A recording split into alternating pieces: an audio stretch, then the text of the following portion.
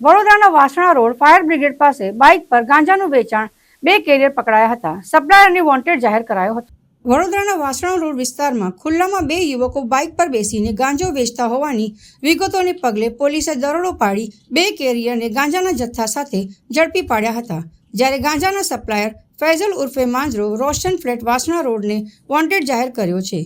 Fire બ્રિગેડની દિવાલ પાસે bike park કરીને થેલીમાં ગાંજાનું વેચાણ થતું હોવાની માહિતી બાદ એસઓજીની ટીમને કોર્ડન કરીને બાઇક તેમજ સ્કૂટર પર બેઠેલા 2 જણાને ઝડપી પાડ્યા હતા.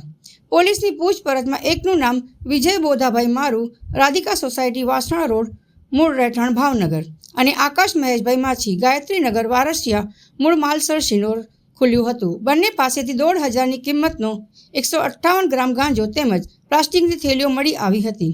પોલીસે બંને 2 વ્હીલર તેમજ મોબાઈલ અને રોકડ રકમ મળી કુલ રકમ 1.14નો મુદ્દામાલ કબજે કર્યો હતો.